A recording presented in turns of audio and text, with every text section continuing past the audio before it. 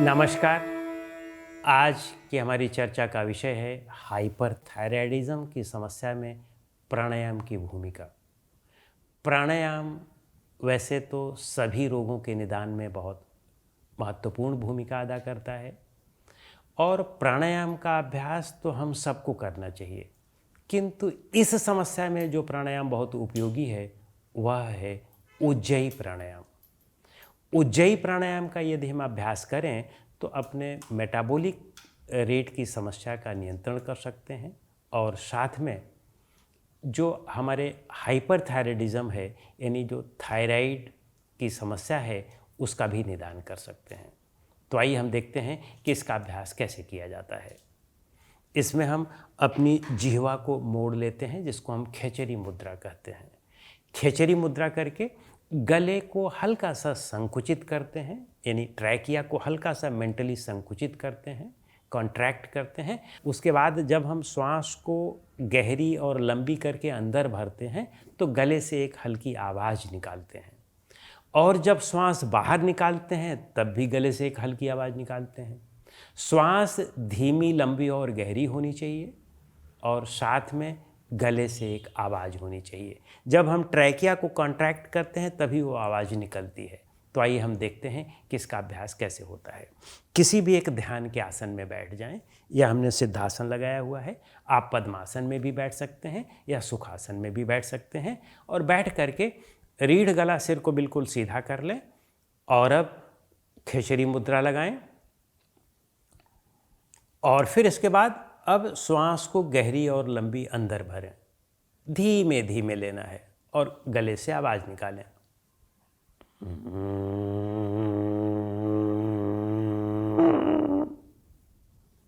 और इसी तरह बाहर श्वास निकालेंगे तो फिर आवाज़ बाहर निकलेगी।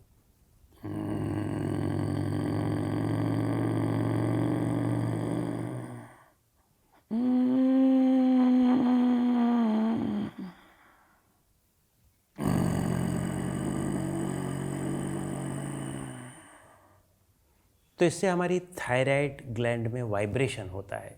थायराइड ग्लैंड में वाइब्रेशन होने से थायराइड ग्लैंड उसकी क्रियाशीलता बढ़ती है, यानी उसकी क्रियाशीलता में बैलेंस आता है। तो इस तरह से यह प्राणायाम उपयोगी है। उज्जयी प्राणायाम को हम अन्य तरीके से भी कर सकते हैं और इस तरीके में यह और लाभदायी सिद्ध हो सकता है। तो एक बार इसको भी आप करके देख लेंगे। इसमें हम मुंह खोल करके करते हैं और इसमें भी खेचरी मुद्रा लगाते हैं। मुंह हल्का सा खोलेंगे और हल्का सा खोल करके अब लंबी, धीमी और गहरी श्वास अंदर भरेंगे, और जब उसको श्वास को भरेंगे तो उसमें भी स स की आवाज़ आएगी, और जब श्वास बाहर निकालेंगे तो उसमें भी मुंह को खोले रखेंगे और उसमें श्वास में से जो आवाज़ आएगी वो ह की आवाज़ आएगी। तो आप देखेंगे इसको।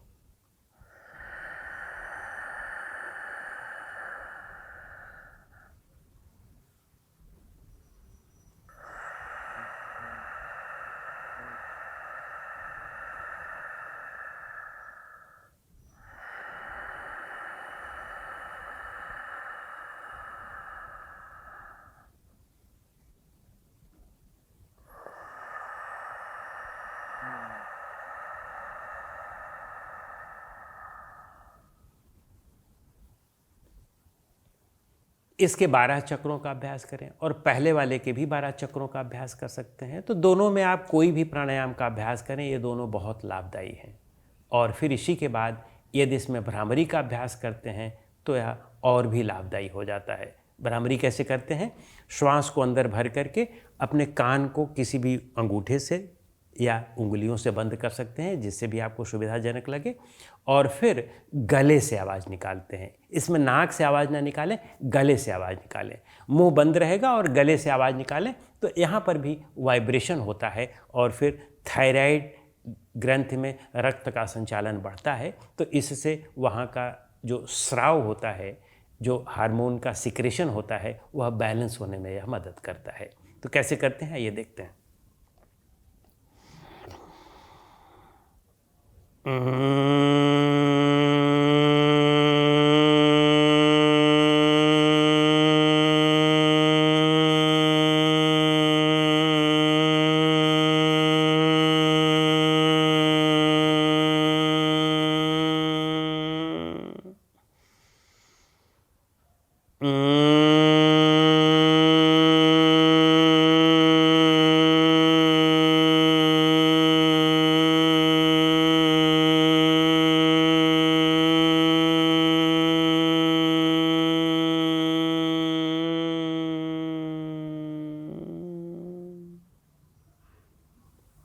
इसकी भी 6 आवृत्तियों का अभ्यास करें और पूरी सजगता के साथ करें, क्योंकि इस समस्या का जो मूल कारण होता है वह मनोभावनात्मक होता है।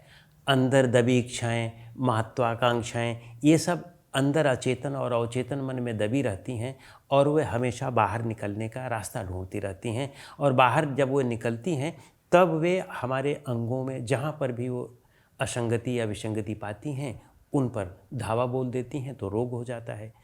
उनको निकालने का जो सबसे बेहतर तरीका है वह ध्यान है। ध्यान के अभ्यास से वे मानसिक स्तर से ही बाहर निकल जाती हैं, रोस्ट हो जाती हैं, और रोस्ट होने से फिर हमारी समस्या का समाधान बहुत सहज हो जाता है और बिना किसी समस्या से के हो जाता है।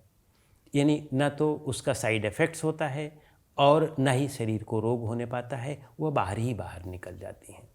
तो इस तरह से यदि हम प्रतिदिन ध्यान आदि का अभ्यास करें, योग निद्रा आदि का अभ्यास करें, तो इस समस्या से हम बच सकते हैं। नमस्कार।